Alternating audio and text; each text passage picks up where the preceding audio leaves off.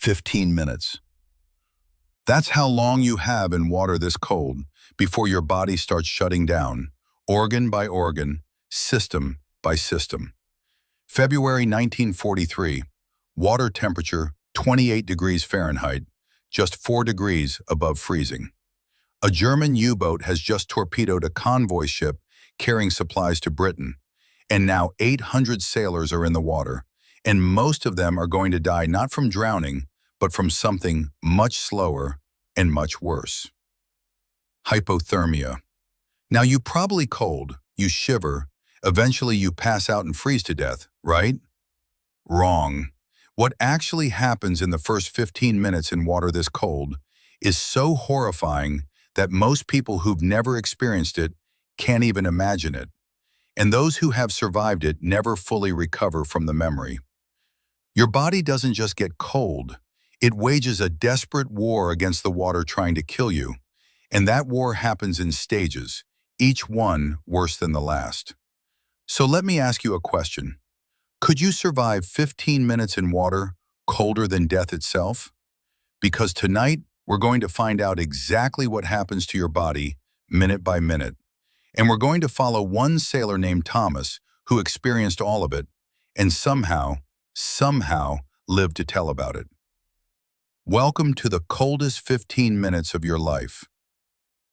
Let's start with Thomas, 23 years old, merchant marine sailor from Liverpool, serving on the SS Winkley, a cargo ship carrying aviation fuel and ammunition to support the war effort.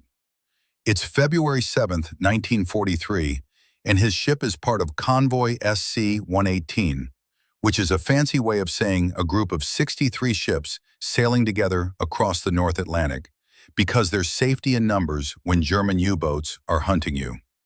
Except tonight the numbers don't matter, because the U-boats have found them anyway.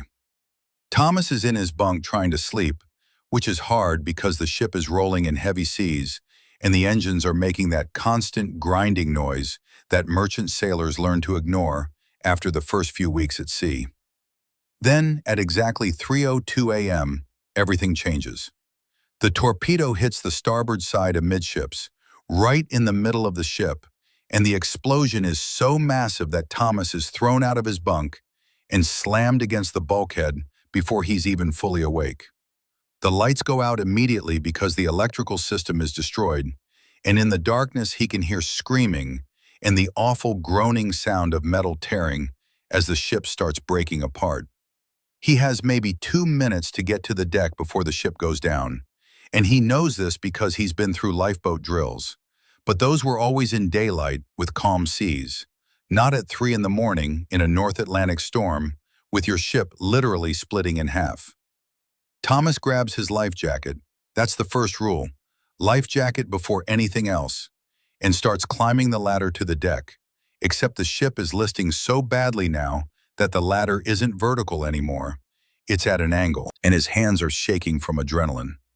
When he reaches the deck, what he sees is chaos distilled into its purest, most terrifying form.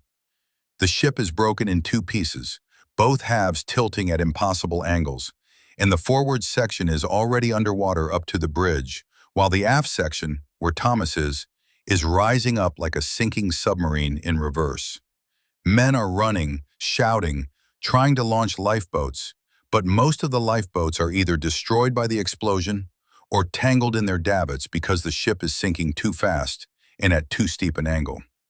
And then Thomas sees the water. The North Atlantic in February looks like liquid hate. It's not blue or green like you see in travel brochures. It's this dark gray-black color that seems to swallow light, and it's covered in whitecaps from the storm.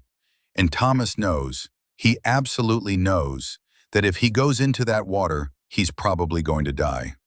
But the ship is sinking under his feet, and he can feel it going down, that awful sensation of the deck tilting more and more, and he has a choice that isn't really a choice. Jump now while he still can, or go down with the ship and definitely die. So he jumps. The water hits him like a physical blow. That's not a metaphor. That's exactly what it feels like when you hit water this cold. It's called cold shock response. And here's what happens in the first 60 seconds. Your body involuntarily gasps for air because the cold triggers an automatic breathing reflex, which is really bad if your head is underwater because it means you're inhaling water instead of air. Thomas is lucky. His head stays above the surface during that first gasp. But now his heart rate has spiked to over 180 beats per minute, his blood pressure has skyrocketed, and he's hyperventilating uncontrollably. This is stage 1 of hypothermia, and it kills more people than any other stage because your body is panicking so hard that you can't control your breathing. And if you can't control your breathing, you can't swim. And if you can't swim, you drown. Thomas is trying not to panic, which is like trying not to breathe. His body is doing it whether he wants it to or not, and he's gasping and thrashing, and his muscles are contracting involuntarily from the cold. The water temperature is 28 degrees Fahrenheit, and his body temperature is 98.6, which means there's a 70-degree temperature differential, and that differential is trying to kill him through pure physics. Heat transfers from hot to cold, always, and his body is losing heat 25 times faster in water than it would in air of the same temperature, and his core temperature is already dropping. Around him, other men are in the water too, some screaming, some silent, some already face down and not moving. And the ship is sinking behind them with that awful sucking sound as the air escapes and the ocean rushes in to fill the void. Thomas has been in the water for 1 minute, and he has 14 minutes left before stage 2 begins. Stage 1, cold shock, 0 to 3 minutes. Let me explain what's happening to Thomas's body right now, because understanding the stages of hypothermia is the difference between life and death. And most people who die in cold water die because they don't know what's coming. Stage 1 is called cold shock response, and it lasts roughly 3 minutes. And during those 3 minutes, your body is doing everything wrong because it's panicking. Your breathing goes haywire, you're hyperventilating, taking 30 or 40 breaths per minute instead of the normal 12 to 15, which means you're using up energy fast and you're not getting efficient oxygen exchange because you're breathing too shallow. Your heart rate spikes to dangerous levels because your body is flooding your system with adrenaline. And if you have any kind of underlying heart condition, this is when you have a heart attack and die before hypothermia even becomes a factor. And your muscles are seizing up from the cold, which makes swimming nearly impossible, which is why the #1 rule for cold water survival is don't try to swim unless you can see rescue. Thomas knows this because they covered it briefly in training, so he's forcing himself to stay still, to float, to focus on controlling his breathing, even though every instinct is screaming at him to thrash and swim and do something. After 3 minutes, the cold shock starts to fade, which sounds like good news until you realize what comes next. Stage 2, swimming failure, 3 to 15 minutes. By minute 5, Thomas's breathing has stabilized. He's still hyperventilating, but not as badly, and his heart rate has dropped to maybe 140, which is still way too high, but better than the 180 it was. But now he's entering stage 2, which is called short-term immersion or swimming failure. And this is where the real horror begins, because your body is starting to prioritize what lives and what dies. Here's what happens. Your body realizes it's losing heat too fast to maintain normal function everywhere. So it makes a decision. Protect the core, sacrifice the extremities. Blood vessels in your arms and legs constrict, shutting down blood flow to your limbs to keep your vital organs warm. And this happens whether you want it to or not, because your autonomic nervous system is in control now, not your conscious mind. Which means your arms and legs are rapidly becoming useless. Thomas tries to move his fingers and discovers they're not responding properly. They feel thick and clumsy, like they belong to someone else.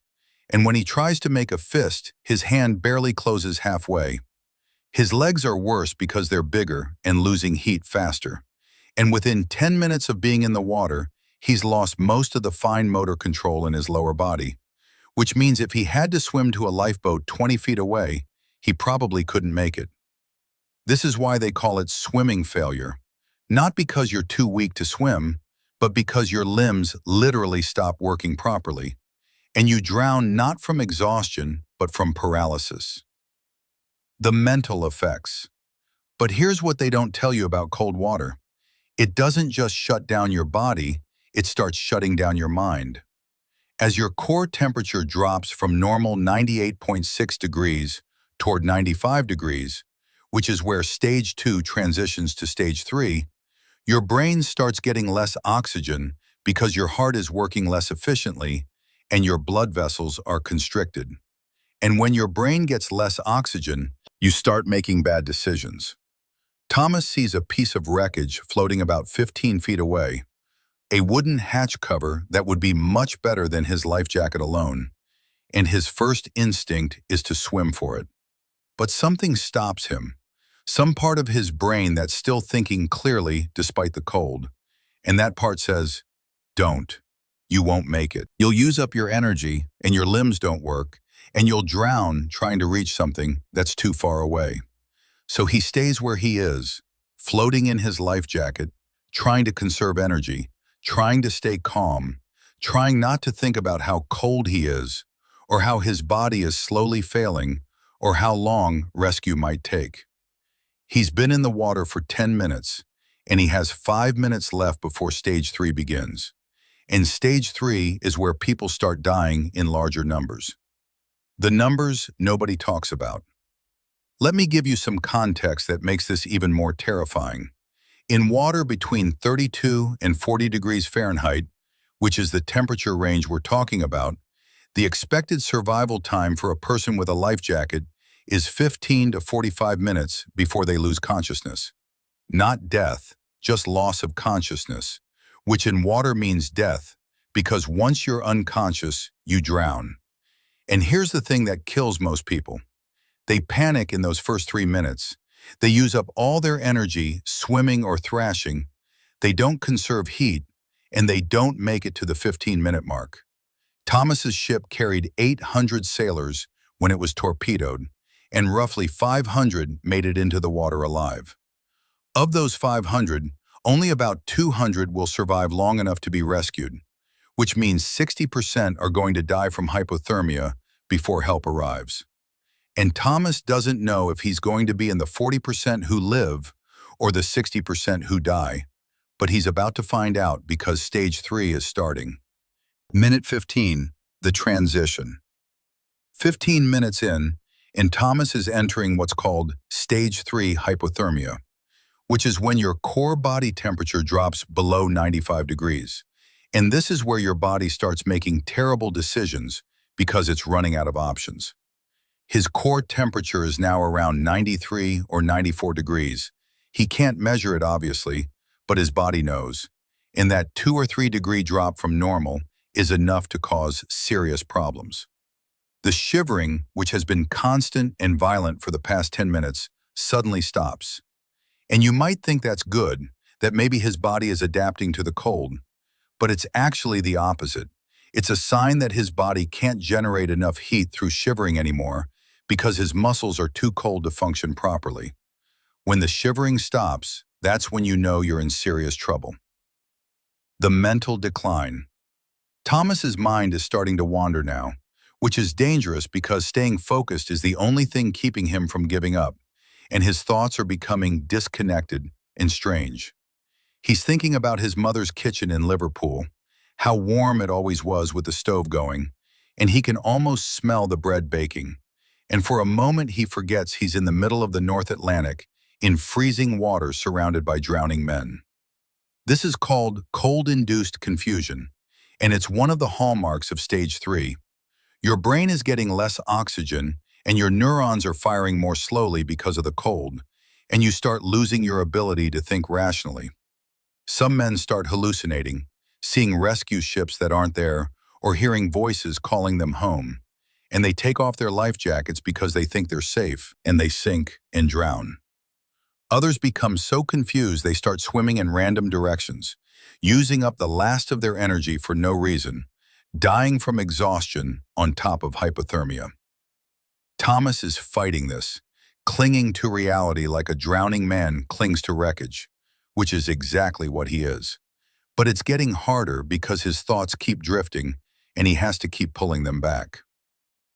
The physical breakdown. His hands and feet have been numb for a while now, but now the numbness is spreading. His arms up to the elbows, his legs up to the knees. And when he looks down at his hands, he can see they're turning blue-white, which is never a good sign. His speech is slurred now, not that there's anyone to talk to, but when he tries to whisper to himself to stay focused, the words come out wrong, like he's drunk even though he hasn't had alcohol in months. His movements are slow and clumsy because his muscles are barely responding, and when he tries to adjust his position in the life jacket, it takes several attempts because his arms won't obey the commands his brain is sending. And here's the really terrifying part. He's starting to feel warm. The paradox. Seriously, this is called paradoxical undressing, and it's one of the most disturbing phenomena in hypothermia deaths. What happens is this: your peripheral blood vessels, which have been constricted for the past 15 minutes to conserve core heat, suddenly dilate, they open up, and blood rushes back into your arms and legs. And because that blood is warmer than your frozen limbs, your nerve endings interpret it as external heat, and your brain thinks you're warming up even though you're actually getting colder. This is why search and rescue teams find hypothermia victims with their clothes removed or partially removed. In their confused state, they felt hot and started undressing, which accelerated their death. Thomas feels this warmth spreading through his body, and part of his brain, the confused part, says, "You're okay now. You're warming up. You can relax." But another part of his brain, the part that's still fighting to survive, recognizes this for what it is: the beginning of the end. He's been in the water for 20 minutes, and he's entered stage 4. And stage 4 is where most people die. Around him, the dying. Thomas isn't alone in the water. There are hundreds of other men spread across maybe half a square mile of ocean, all of them in various stages of hypothermia, all of them dying at different rates depending on their body fat, their clothing, their will to live. Some are still shouting for help, their voices getting weaker as their lungs lose the strength to push out air. Others are silent, floating face down in their life jackets, and Thomas can't tell if they're unconscious or dead, and he tries not to look too closely, because if he starts counting bodies, he might give up hope. The youngest ones are dying fastest, the boys who lied about their age to join the merchant marine, 16 or 17 years old with thin bodies that have no insulation. And they're going quiet first, their voices disappearing from the chorus of dying men. And the ones who panicked in the first few minutes, the ones who thrashed and swam and used up their energy, they're going quiet too, slipping under as their muscles finally give out. The ocean doesn't care if you're brave or scared, young or old, experienced or new. If you're in water this cold without rescue, you die, and the only variable is how long it takes. Minute 30, the critical point. Thomas has been in the water for 30 minutes now, which is twice as long as most survival guides say you can last in water this cold.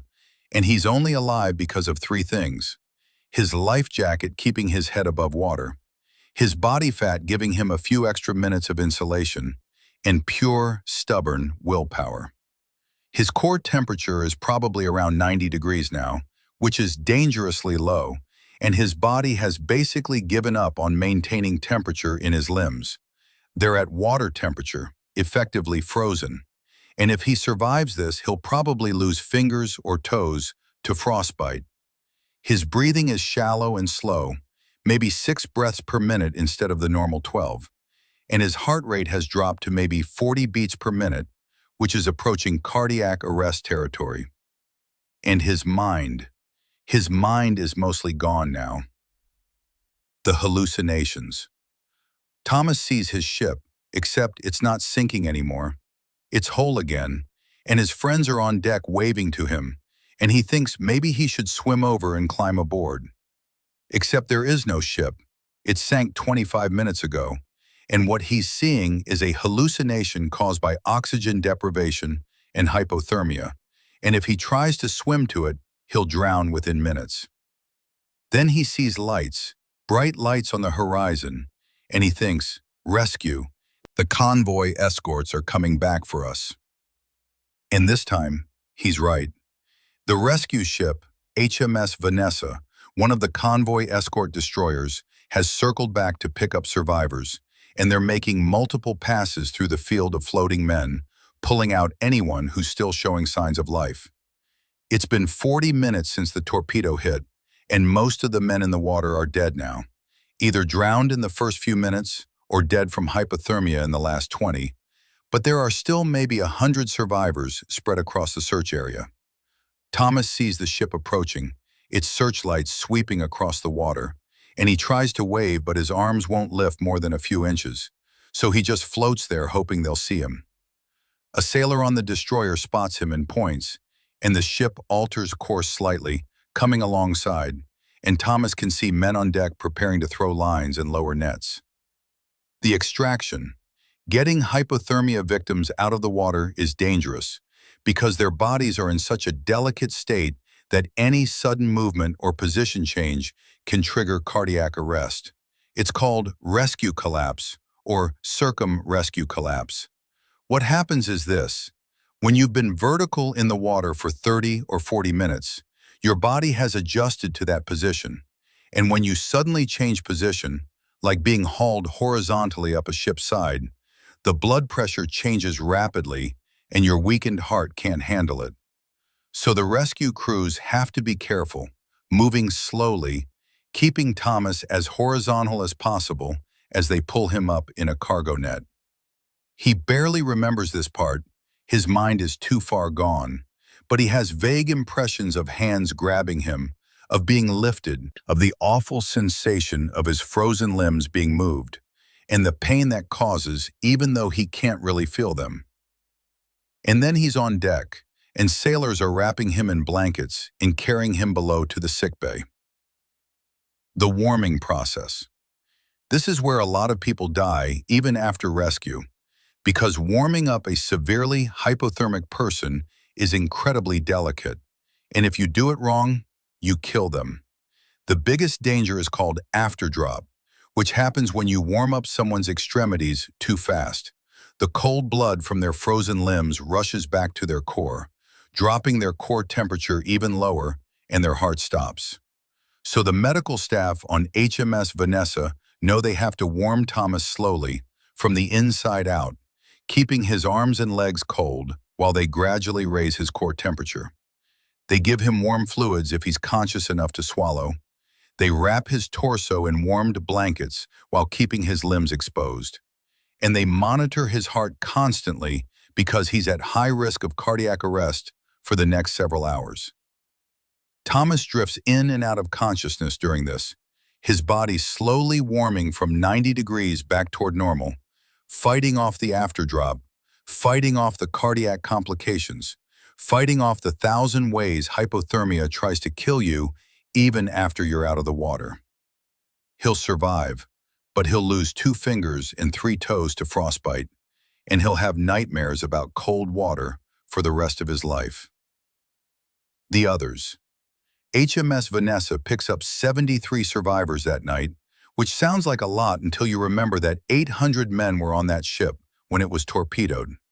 Some died in the explosion, maybe 200, killed instantly by the torpedo, or trapped below decks as the ship broke apart. Another 100 died in the first 3 minutes from cold shock response, heart attacks, drowning while hyperventilating, panic. The rest, 400 men, died slowly over the next hour from hypothermia, slipping into unconsciousness and drowning or just stopping breathing as their core temperature dropped too low to sustain life. And the cruel thing is that many of them could have been saved if rescue had arrived 10 minutes earlier, because they were alive at minute 30, but dead by minute 40, and 10 minutes in cold water is the difference between life and death. The final count. Seriously, convoy SC-118 lost 13 ships to U-boat attacks over 3 days, and more than 500 men died, most of them from hypothermia after their ships were torpedoed. The convoys kept sailing, though, because the war didn't stop for hypothermia, and every sailor knew when they signed up that their biggest enemy wasn't the Germans, it was the North Atlantic itself. Cold water kills more efficiently than torpedoes because torpedoes are designed to sink ships, but cold water is designed by physics to suck heat out of living bodies, and physics always wins. Thomas made it home to Liverpool in March 1943, missing 2 fingers and 3 toes, looking 20 years older than his 23 years, and never quite shaking the chill that seemed to live in his bones. He didn't go back to sea. The merchant marine gave him a medical discharge, and he spent the rest of his life working in a shipyard, building the very ships he used to sail on. He never talked much about that night in the water, but his family knew not to touch him when he was sleeping because he'd wake up gasping and thrashing like he was drowning. The cold never really left him. So what did we learn about surviving in cold water? Let me break it down into practical knowledge because you never know when you might need it. First, the 1-10-1 rule. 1 minute of cold shock where you can't breathe. 10 minutes of meaningful movement before your limbs stop working. 1 hour before you lose consciousness. Second, don't swim unless you can see rescue. Every movement uses energy and generates heat loss. Float, conserve, wait. Third, get as much of your body out of the water as possible. Climb onto wreckage, get into a life raft, do anything to reduce the surface area of your body touching cold water. Fourth, the help position, heat escape lessening position. Cross your arms over your chest, pull your knees up to your chest, stay in a tight ball. This protects your core. And finally, if you're rescuing someone, warm them slowly from the inside out. Never warm the limbs first, and expect them to get worse before they get better because of afterdrop. So let me ask you again, could you survive 15 minutes in water colder than death? Maybe, if you did everything right. Maybe, if you didn't panic. Maybe, if rescue came in time. But most people wouldn't and didn't, and the bottom of the North Atlantic is covered with the bodies of men who ran out of time before help arrived. During World War II, more than 30,000 merchant sailors died at sea, and most of them died like Thomas almost died, not from enemy fire, but from the cold water after their ships went down. They were civilian sailors doing military work, carrying supplies across oceans infested with submarines, and when their ships were torpedoed, they had 15 minutes to live, and rescue often took hours. The ones who survived never forgot those minutes in the water. The ones who didn't survive never made it home. Remember them. Remember the cold. Remember that 15 minutes is all it takes for water to kill you. Remember Thomas.